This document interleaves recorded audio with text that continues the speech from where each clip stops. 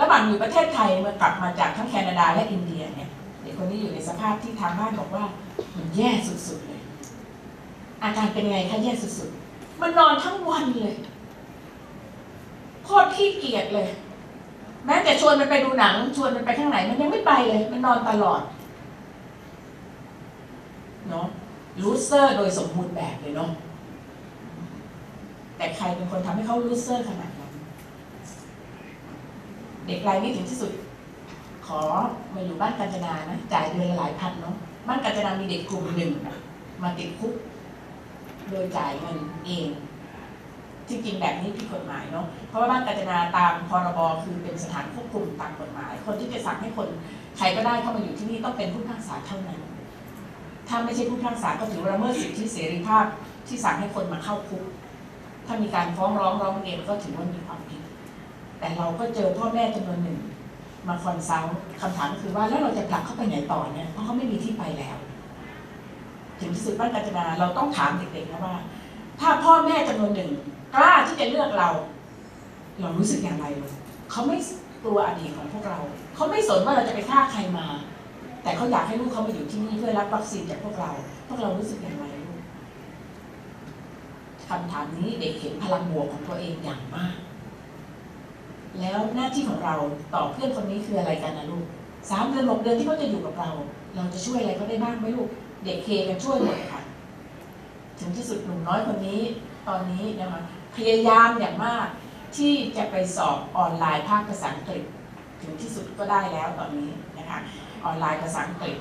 ไฮสคูลเรียบร้อยแล้วตอนนี้เรียนภาคภาษาอังกฤษอยู่ในมหาวิทยาลัย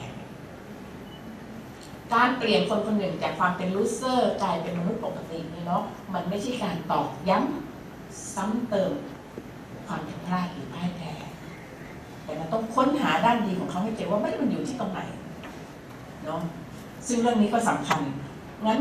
เมื่อเด็ก1 คนบอกกับเราว่าวินาทีที่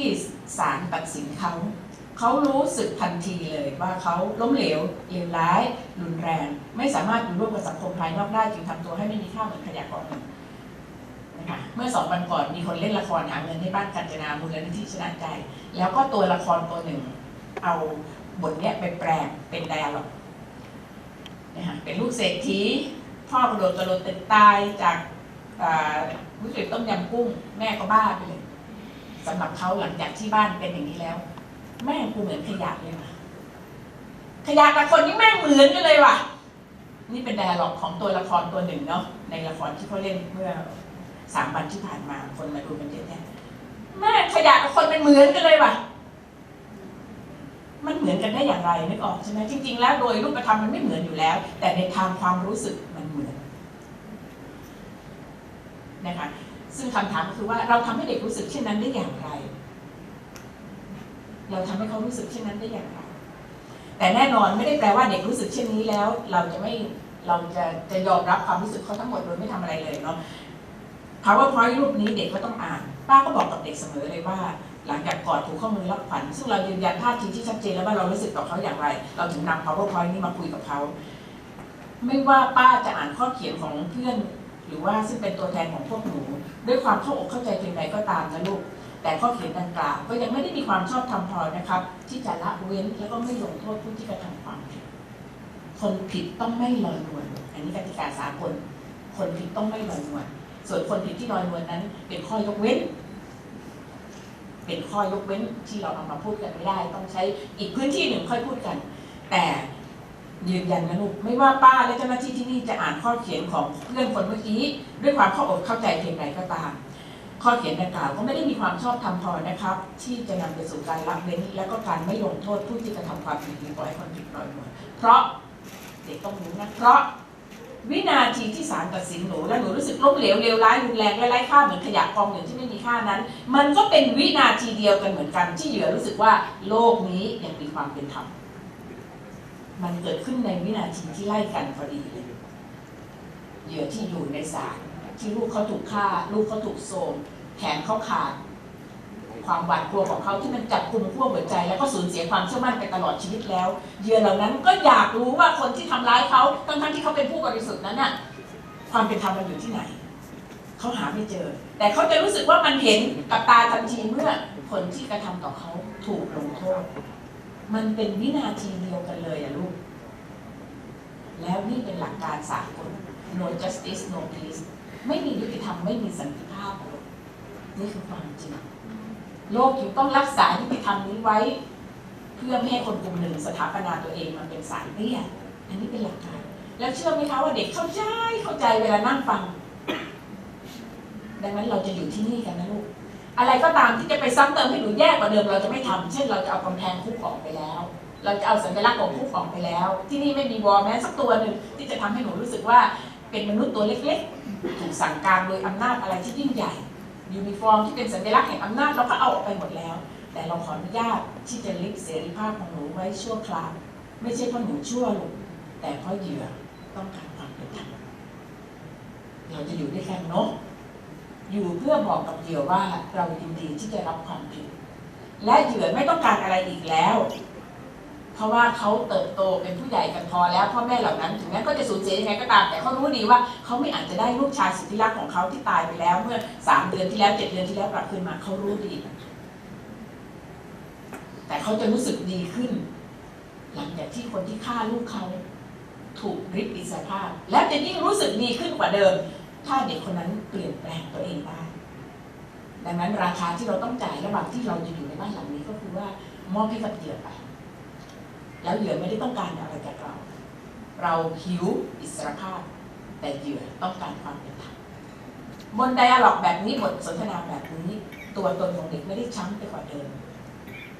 นึกออกใช่ไหมคะตัวเด็กไม่ได้รู้สึกว่าช้ำกว่าเดิมแต่เขารู้สึกว่าเขามีพื้นที่ที่จะขยายด้านดีของเขาได้วันที่2ของการรับเด็กเด็กทุกคนที่บ้านการจนาพิเศษตอนนี้รุ่นที่57อีก3 จันทร์ต่อมาจะเป็นรุ่น58วันที่2คืนแรกหลังจากพิธีรับขวัญผูกข้อไม้ข้อมือจบลงกว่าจะจบก็เย็นเนาะวันที่2เป็นวันที่เด็กๆทุกคนต้องออกจากบ้านการจนากันไปถามว่าไปไหนดีไปที่สารยาไปที่นครชัยศรีเพราะเราอยู่พื้นที่แถบนั้นนะคะไปทำอะไรกันประมาณ6:30ก็ออกนะคะไปนั่งกินหมูกระทะยามวิกาลตามร้านต้องยามวิกาลแล้วต้องเป็นหมูกระทะด้วยนะตอนนี้องค์ประกอบมันยังเป็นอย่างนี้อยู่ถามว่าไปนั่งกิน S&P ได้ไหมไปร้านอาหารหรูๆแล้วสั่งมาได้ไหมก็มูลค่ามันเท่ากันไม่ได้ที่ต้องเป็นหมูกระทะเพราะมันมีแอคทิวิตี้มันมีการเดินมันมีการหนีที่ง่ายกว่าถ้าหากว่าเอาไปนั่งร้านคุมกันเป๊ะอะไรอย่างเงี้ยนะคะมันก็ไม่ได้เอ็กซ์ไซส์ด้านดีใช่ไหมคะดังนั้นต้องเป็นร้านหมูกระทะเพราะมันต้องเดินนั้นก่อนไปเราก็ต้องมีการคุยกันอีกเนาะนับจากวันนั้นจนถึงวันนี้เนี่ยนะคะระบบราชการไทยแม่นยำในการคิดมากเลยค่าอาหารต่อหัวต่อคนจะผูกพันกันในกำแพงเท่านั้นเมื่อไหร่ที่เราคิดกิจกรรมที่นอกกำแพงระบบราชการคิดไม่เป็นบอดทันทีเลยไม่โง่ก็เหมือนโง่เลยคิดไม่ออกนะคะกิจกรรมนอกกำแพงคิดไม่เป็นและสำหรับคนที่เป็นนักโทษเนาะดังนั้นค่าอาหารสำหรับเด็กที่ร้านหมูกระทะจึงไม่อยู่ในงบประมาณที่รัฐจะจัดสรรให้แม้ว่าสิ่งนั้นเป็นการกอบกู้ด้านดีของมนุษย์คนหนึ่งกลับคืนมาก็ตามเรานึกออกไหมว่าภายใต้ระบบบางระบบมันสิ้นหวังเอาจริงๆเลยเพราะมันไม่เปิดทางให้กับอะไรทั้งสิ้นงั้นบ้านกาญจนาต้องหาเงินของเราเป็นพิเศษเพื่อพาเด็กเหล่านี้ออกไปนั่งกินหมูกระทะโดยไม่พึ่งงบประมาณของรัฐแม้บ้านหลังนี้จะเป็นของรัฐก็ตามไม่ให้ก็ไม่เป็นไรไม่ให้ก็ต้องหาเองถามว่าแล้วไปกินหมูกระทะมันสร้างการเปลี่ยนแปลงตรงไหนแน่นอนอยู่แล้วนะคะเมื่อเด็กไปที่ร้านหมูกระทะก่อนไปเราจะคุยเนาะแต่เดี๋ยวหนูเดินออกไปจากบ้านกาญจนานั่งรถกันไปนะลูกนั้นแล้วเราก็ไม่คุมหนูด้วยแล้วเพื่อนรุ่นเก่าเพื่อนรุ่นเก่าเขาจะรู้ดีเขาไม่ปล่อยให้เพื่อนเข้าไปร้านหมูกระทะด้วยการใส่ยูนิฟอร์มที่เหมือนกับติดคุกกันมาเนาะเพราะว่าตอนมาเนี่ยก็ใส่เสื้อสีขาวเขาสามารถทำเด็กทั้งประเทศที่เหมือนกันได้หมดเลยก็ใส่เสื้อสีขาวเนาะทหารนุ่งกางเกงสีดำแล้วก็สกรีนข้างหลังอีกสักคำนึงนะคะที่เป็นสัญลักษณ์ของบ้านซึ่งใส่เมื่อไหร่ก็รู้สึกเหมือนถูกสาปเมื่อนั้นนะคะแล้วเพื่อนเขาก็รู้ว่าพรุ่งนี้จะไปกินหมูกระทะถามว่าเราจะเอาเสื้อที่ไหนใส่เพราะว่าแม่กับพ่อยังไม่มาเยี่ยมเลยนะเพิ่งมาได้คืนเดียวเพื่อนเขาจะดูแลอย่างดีเราเรียกกลุ่มเพื่อนในบ้านกาญจนาพิเศษว่ากลุ่ม critical mass คือมวลแห่งการเปลี่ยนแปลงซึ่งเขาเปลี่ยนไปแล้วภาษาของเด็กเขาไม่ได้เรียก critical mass เหมือนเราเนาะเขาเรียกว่าเหมือนโจรมาอยู่กับเจ้าอาวาสยังไงก็ไม่รู้ คือเวลาเขามาเขารู้สึกเหมือนเขามีความเป็นคนไม่ดีอยู่แล้วเขามาเห็นเพื่อนกลุ่มหนึ่งซึ่งเปลี่ยนแปลงไปแล้วแล้วมันทำให้เขารู้สึกเฮ้ยทำไมมันเปลี่ยนวะทำไมมันไม่เหมือนเดิมวะทั้งที่ว่าหลายเดือนก่อนกูก็เคยเห็นมึงนะทำไมมึงไม่เป็นแบบนั้นวะภาษาของเด็กเขาเรียกว่าโจรมาอยู่กับเจ้าอาวาสเนาะมันก็เลยจำเป็นจะต้องเปลี่ยนตามเพื่อนนั่นส่วนหนึ่งนะฮะจริงๆมันมีหลายองค์ประกอบงั้นเราก็ต้องคุยก่อนไปกินหมูกระทะนะฮะไปเดี๋ยวเราไปที่ร้านหมูกระทะนะลูกเนาะที่ร้านหมูกระทะเนี่ยมันจะมีทางแยกอยู่ข้างหน้าให้กับเราจริงๆมันไม่มีหรอกแต่ตอนนี้นี่เป็นแหมป้ามีเรื่องพูดยาวมากเลยเนาะอยากจะออกนอกทางถ้าเป็น mindset ก็คือมันกำลังแตกแขนงอยู่ ก็คือว่าจริงๆเด็กๆเนี่ยเราสอนอะไรกันก็ไม่รู้เนาะป้านี่รำคาญใจมากเลยเด็กดับแล้วซึ่งความฝันและจินตนาการที่อะไรไม่เคยออกเป็นบ้านการต้องเอารูปหลายรูปมาตั้งแล้วให้เด็กลองจินตนาการเล่ารูปนี้ให้คนที่3ฟังสิลูกดูแล้วก็เล่าหน่อยเพราะการที่เขามีความคิดความฝันและจินตนาการมันไดอะล็อกกันง่ายมากเลยเวลาต้องไดอะล็อกนึกออกนะ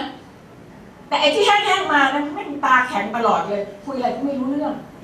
แต่เราก็ไปดักเส้นทางนั้นเกือบหมดแล้วนะเป็นไปได้นั้นบ้านการจนาต้องเอารูปอะไรรูปมาให้ดูเนาะแล้วช่วยเล่าให้คนที่3ฟัง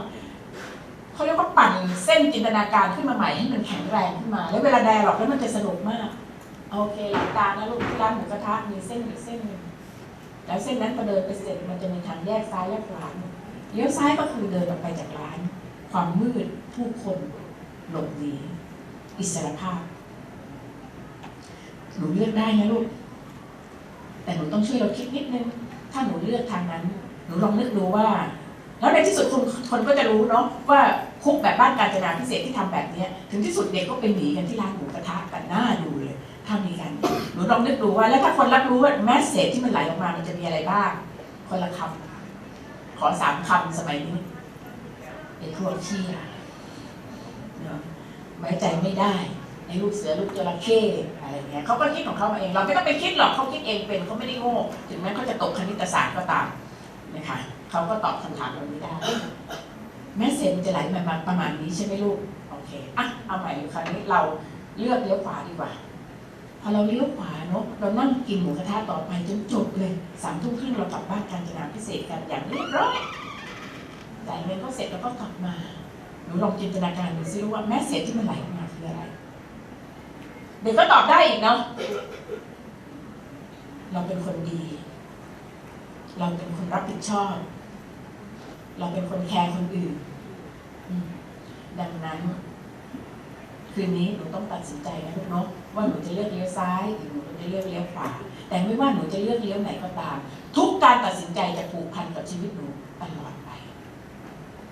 ไม่ว่าหนูจะเลือกอะไรก็ตามแต่ทุกการตัดสินใจจะผูกพันกับชีวิตเราตลอดไปณวินาทีนี้เป็นต้นไปเด็กบอกเรียนแบบนี้ง่ายจริงป้าจนบัดนี้เวลาเด็กออกไปแล้วหลายปีถ้าป้าถามเนาะเวลาพูดกันใน Facebook กับป้าแล้วก็ทำท่างงๆคุมเครือกับเรื่องบางอย่างป้าก็จะถามว่าเร็วไม่ยังนะลูกทุกการตัดสินใจจะผูกพันกับชีวิตเราตลอดไปและตลอดกาลไม่ลืมครับจำได้แล้วครับผมจะตัดสินใจให้ดีที่สุดใช่ทุกการตัดสินใจจะผูกพันกับชีวิตเราตลอดไปถึงที่สุดเนาะเด็กก็นั่งกินหมูกระทะได้จนจบ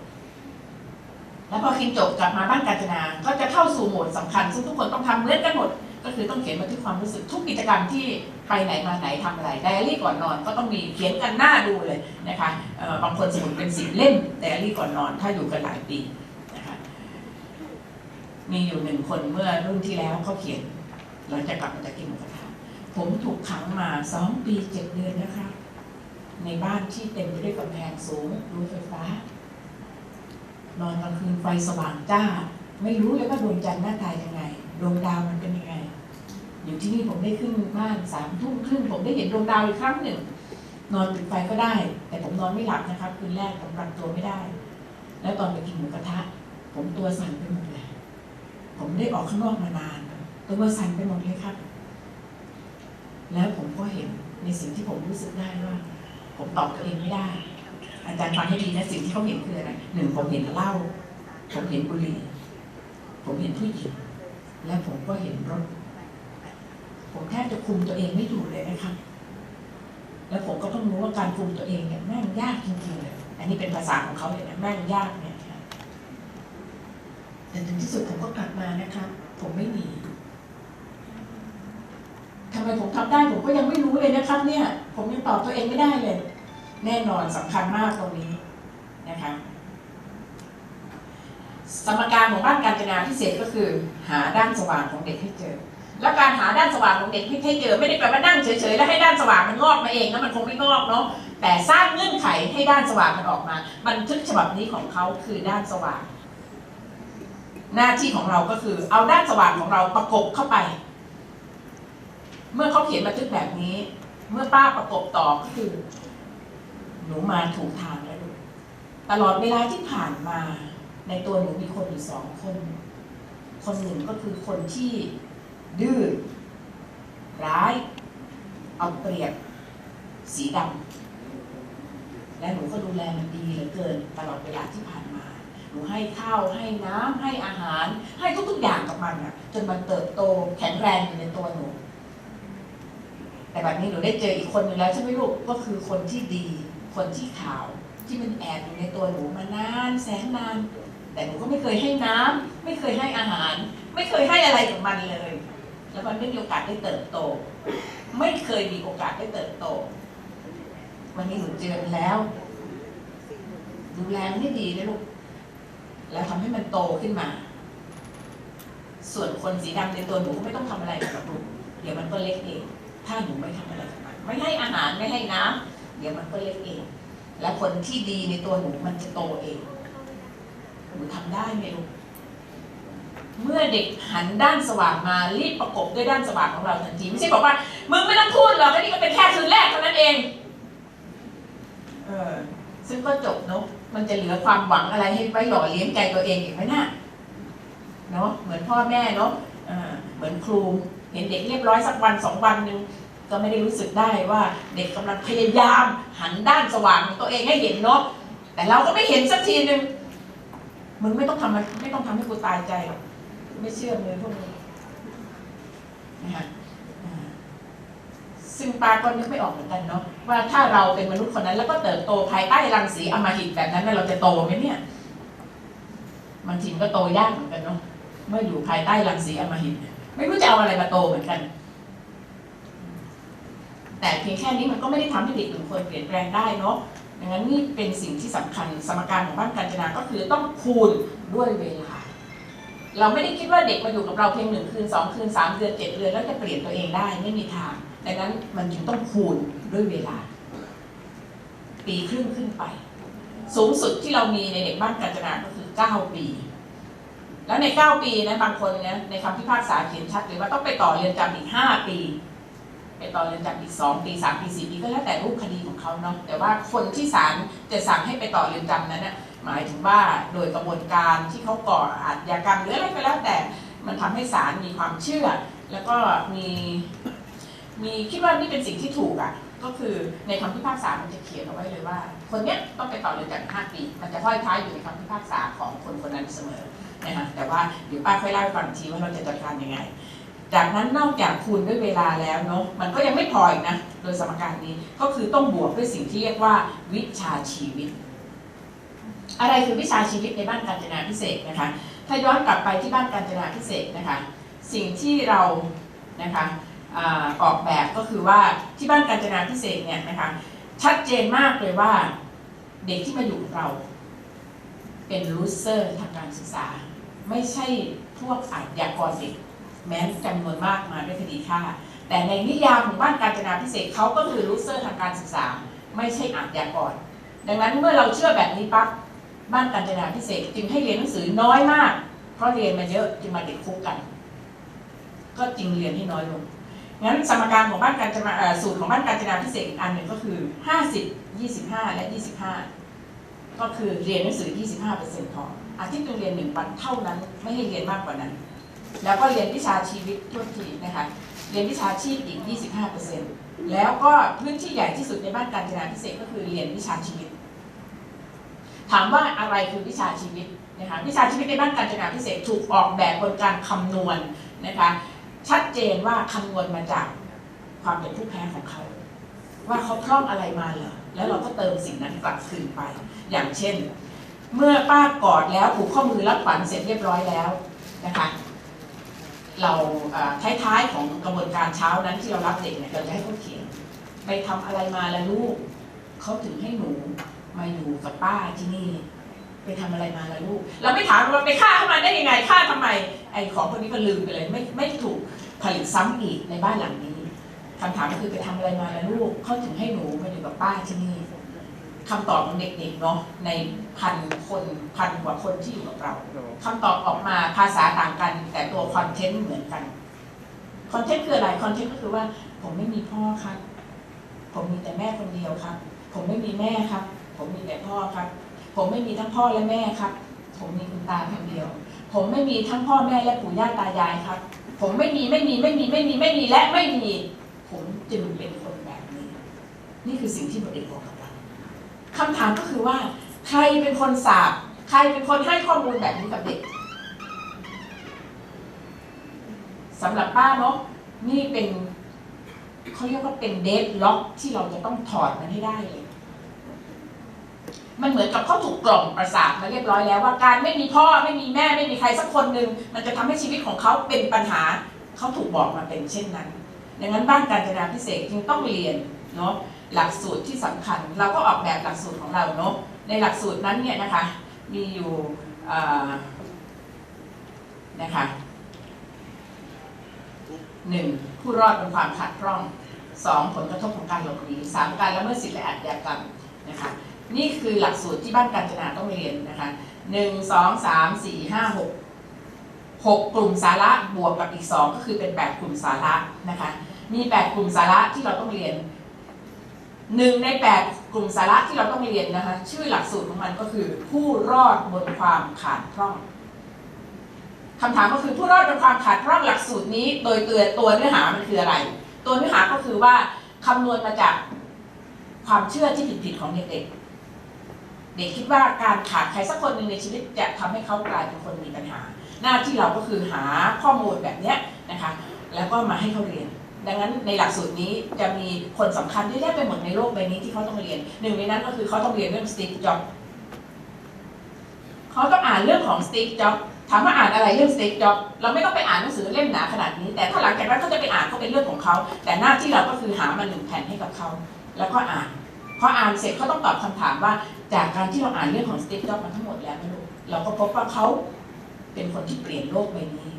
เขาเป็น1 ใน 100ของผู้ทรงอิทธิพลของโลกเขาเป็นคนที่ทำให้ทิศทางของโลกนี้เปลี่ยนไปเลยในทางเทคโนโลยีเขาคือสตีฟ จ็อบส์แล้วสตีฟ จ็อบส์คนนี้เขามีอะไรบ้างในชีวิตที่หายไปเด็กโง่ที่สุดก็ตอบได้ที่ครูบอกว่าเรียนหนังสือไม่ได้อะเธอนะไปทำอย่างอื่นดีกว่าเนี่ยนะคะเขาก็ตอบได้ว่าสิ่งที่สตีฟ จ็อบส์หายไปก็คือพ่อและแม่สตีฟ จ็อบส์ไม่เคยมีพ่อแม่ไม่เคยรู้ว่าพ่อแม่หน้าตาเป็นเช่นใดแล้วสิ่งที่สตีฟ จ็อบส์เหลืออยู่คืออะไรนะลูกร่างกายที่แข็งแรงอะไรอีกพ่อแม่บุญธรรมอะไรอีกก็ของแล้วสตีฟ จ็อบส์ให้คุณค่ากับอะไรระหว่างสิ่งที่หายไปกับสิ่งที่เหลืออยู่เขาถึงเป็นผู้รอดเขาได้ให้คุณค่ากับอะไรระหว่างสิ่งที่หายไปกับสิ่งที่เหลืออยู่และเขากลายเป็นผู้รอดแล้วเป็นคนที่เชนโลกใบนี้เขาให้คุณค่ากับอะไรนะลูกแน่นอนคำตอบที่เด็กตอบได้เหมือนกันหมดเลยไม่ต้องลอกก็ได้ถึงลอกก็ไม่มีปัญหาก็คือให้คุณค่ากับสิ่งที่เหลืออยู่มันยังไกลไปเนาะลากเข้ามาให้ใกล้อีกหนูขาดอะไรลูกชีวิตหนูที่มันหายไปพ่อครับของหนูละลูกแม่ของหนูแล้วครับผมไม่มีทั้งพ่อทั้งแม่เลยป้าแล้วหนูละลูกผมอยู่กับพี่ชายพ่อแม่หายไปแล้วสิ่งที่เหลืออยู่ของหนูคืออะไรแม่ครับของผมพ่อครับของผมพี่ชายครับของผมตากับยายครับแล้วระหว่างสิ่งที่หายไปกับสิ่งที่เหลืออยู่ที่ผ่านมาหนูได้ให้คุณค่ากับอะไรหนูถึงเกือบจะไม่รอดและถ้าเราอยากเป็นผู้รอดอีกครั้งหนึ่งเราจะเปลี่ยนน้ำหนักการให้คุณค่าไปไว้ที่ไหนดีลูกแล้วนี่ก็เป็นเพียงแค่1 ครั้งที่เรียนแต่ในความเป็นจริงเขาต้องเรียนเรื่องเหล่านี้ซ้ำแล้วซ้ำอีกในเวลาปีครึ่งขึ้นไปในบ้านการจนาพิเศษเขาต้องเรียนเรื่องของนิกเราจำนิกได้ใช่ไหมเนาะคนที่ไม่มีแขนไม่มีขาเขาต้องดูคลิปของนิก3 นาทีครึ่งอ่านประวัติของนิกค้นหาซิว่านิกขาดอะไรไปบ้างหรืออะไรให้คุณค่ากับอะไรเขาถึงเดินทางไปทั่วโลกเพื่อจะบอกกับคนที่มีร่างกายครบ32 ประการว่าต้องไม่ท้อนะ ต้องเข้มแข็งนะเด็กต้องเรียนไปตลอดเวลาจนบัดนี้เด็กหลายคนบอกกับเราเลยว่าป้าครับตอนนี้ผมนะเวลาเมื่อก่อนเนาะเวลาผมเดินสวนกับผู้ชายสักคนหนึ่งผมก็ได้แต่ภาวนาว่าใช่พ่อผมหรือเปล่าเขาไม่รู้ใช่พ่อผมหรือเปล่าเขาไม่รู้จริงๆผมก็มีแม่อยู่ทั้งคนเนาะแต่ผมก็เที่ยวถามหาสิ่งที่หายไปตลอดเวลาผมไม่เคยเอะใจเลยว่าจริงๆเราต้องอยู่กับสิ่งที่เหลืออยู่สิทำไมเราต้องอยู่กับสิ่งที่หายไปด้วยล่ะผมไม่เคยเอะใจเลยนะครับป้าแต่บัดนี้ผมรู้แล้วว่าผมไม่ถามหาสิ่งที่หายไปเด็กต้องการสิ่งเหล่านี้ต่างหากเรียนคณิตศาสตร์ให้เก่งเรียนภาษาอังกฤษให้เก่งได้ปริญญาเกียรตินิยมมาก็กระโดดตึกตายเพียงแค่ผู้ชายไม่รักหรือเพียงแค่ผู้หญิงไม่รักแล้วเรียนไปทำอะไรเรียนไปทำอะไรป้าก็ไม่เข้าใจนะเราสอนอะไรกันไปเนาะเรียนไปเพื่ออะไรถ้าเราเรียนไปเพื่อที่จะเป็นผู้แพ้กันขนาดนั้นเนาะดังนั้นสิ่งที่เด็กต้องเรียนใน 50% ของบ้านการจนาก็คือเรียนเรื่องพวกนี้ถามว่าโศกนาฏกรรมในสังคมเนาะสำนึกดีฝ่ายดีหรือว่าความเป็นมนุษย์เนี่ยซึ่งอยู่ในหลักสูตรนี้เนาะถามว่าในหลักสูตรนี้มีอะไรให้เรียนเหรอบ้านการจนาก็ต้องเอาเด็กไปข้างนอกกันบ่อยเนาะอย่างเช่นเมื่อวานป้าก็เอาเด็กจำนวนหนึ่งนะคะที่อาสาด้วยแล้วก็ผ่านกิจกรรมหลายอย่างเมื่อวานเราไปฟังทอล์กโชว์ที่โรงหนังที่เซ็นทรัลเวิลด์โรงที่15ร่วมกับคนประมาณ800คนนะคะทอล์กโชว์กิโลละบาทของอาจารย์ศาสิงห์เนาะทุกครั้งที่เราจะเอาอีกวันที่10เราจะไปดูหนังที่โรงหนังสกาล่านะคะเพื่อดูหนังเรื่องหนึ่งซึ่งองค์การนิรโทษกรรมสากลเอามาฉายเพื่อต่อต้านโทษประหารเราก็จะไปดูกันนะคะหมดบ้านแต่ก่อนที่เราจะไปเรื่องเหล่านี้ก็จะเป็นทุนเป็นฐานคิดอยู่เช่นวันหนึ่งเราก็จะคุยกันถึงเรื่องหนึ่งมันต้องใช้จินตนาการค่อนข้างเยอะเนาะซึ่งมันต้องกลับมารีเวิร์สใหม่กันที่บ้านการจนาพิเศษเช่นวันนี้เราจะไปข้างนอกกันเนาะก่อนไปเรามาคุยกันเรื่องนี้ดีกว่าวันหนึ่งมี13อย่างเนาะจะเรียกว่าคนหรืออะไรก็ได้เขาไปเที่ยวกันในนั้นมีน้ำมีไฟเนาะแล้วก็มีความไว้วางใจเขากำลังจะไปเที่ยวกันระหว่างที่เขากำลังจะไปเที่ยวกันนั้นเขาก็มีการคุยกันไฟเขาบอกว่าดูแลเราไม่ดีเนาะอย่าให้เราหายล่ะแต่ไม่เป็นไรถ้าเราหายเนาะวิธีหาเราให้เจอก็คือไปหาที่ที่มีควันเพราะเราคือไฟส่วนน้ำบอกว่าเราก็เหมือนกันดูแลเราไม่ดีเนาะแต่ถ้าเราหายวิธีหาเราให้เจอนะก็คือไปดูหญ้าเขียวๆดูต้นไม้ที่ชอุ่มเพราะเราคือน้ำแต่ความไว้วางใจบอกว่าอย่าให้เราหายเนาะเพราะจะหาเราไม่เจอชื่อของเราคือความไว้วางใจจากนั้นก็คุยกันอีกเรื่องนี้คุยกันได้อีกชั่วโมงแล้วด้านดีๆของเด็กก็ออกมาไม่ต้องบอกว่าเธออย่าหนีนะหนีแล้วตายแน่นะแต่ถ้าออกกันไปข้างนอกเธอระวังให้ดีเนาะไม่ต้องไดอะล็อกกันแบบนี้ก็ได้เพราะเขาก็เป็นมนุษย์คนหนึ่งมีศักดิ์ศรีและเกียรติภูมิเหมือนกับที่เรามีเนาะเพียงแค่คุยกันเรื่องน้ำไฟและความไว้วางใจเด็กก็รู้ว่าตัวเองจะต้องกลั่นอะไรออกมาภายใต้การเดินทางบนอิสรภาพชั่วคราวเด็กทำเป็นนะคะสำนึกดีฝ่ายดีอันนี้เยอะมากเลยถ้าตอนนี้เราเล่น Facebook เนาะโอ้ยมันจะมีของพวกนี้สมัยก่อนนับถอยหลังไป3 ปีที่แล้วเนาะป้าต้องใช้เวลาในร้านหนังสืออาทิตย์นึงอย่างน้อยเกือบเต็มวันเพื่อหาไอ้ของพวกนี้นึกออกใช่ไหมโอ้ไปนั่งร้านแพทย์พิทยานั่งจมอยู่เลยจนลูกเลิกไปก่อนนะลูกเนาะอีกสัก5 ชั่วโมงเราค่อยมาเจอกันอีกรอบนึงกว่าจะได้มาสักเรื่องสักแผ่นสักอะไรเนาะแต่ตอนนี้มี Facebook เนาะมันก็ไหลมาป้าก็เซฟตอนนี้เรากำลังจะออกแบบหลักสูตรอีกอันหนึ่งเนาะก็คือการใช้จินตนาการเพื่อแปลภาพอย่างเดียวเลยอันนี้เราจะออกแบบออกมาแล้วเนาะว่ามันสามารถทำได้เลยเพราะว่ามันเต็มไปด้วยข้อมูลตอนนี้ที่บ้านการจนาเรามีข้อมูลเรามีบอร์ดอยู่อันนึงเราเรียกว่าบอร์ด Facebook จำลองนะคะหน้าตาเหมือน Facebook ทุกประการเตรียมกระดาษเตรียมแผ่นกระดาษกาวติดเอาไว้เลยแล้วหน้าที่เราก็คือเปลี่ยนภาพบน Facebook นั้นทุกวันทุกสัปดาห์นะคะแล้วเด็กๆก็จะมากันเลยว่าสัปดาห์นี้จะเป็นรูปอะไรแล้วก็หนึ่งในนั้นเราจะมีการเตรียมด้วยกระทู้ก่อนนะว่าระหว่างที่เราพิมพ์เราเขียน Facebook เรารู้สึกว่าเราอยู่ในโลกส่วนตัวของเรานั่งอยู่ในห้องคนเดียวตามลำพังอยู่ในห้องส้วมอยู่ในที่ไหนก็ได้แต่ตามลำพัง เสมือนหนึ่งเรากำลังอยู่ในโลกของเราเองไม่มีใครมารบกวนแต่วินาทีที่เรากดโพสต์ลงไปโลกส่วนตัวของเราก็พังทลายลงสิ่งที่เราพิมพ์ไปเมื่อกี้กลายเป็นสมบัติของสาธารณะทันทีดังนั้นไม่ว่าเราจะคิดเขียนหรือพิมพ์อะไรก็ตามถึงที่สุดมันจะอยู่ในพื้นที่สาธารณะและมันจะกลับมาตัดสินเราทันทีเลยว่าเราคือใคร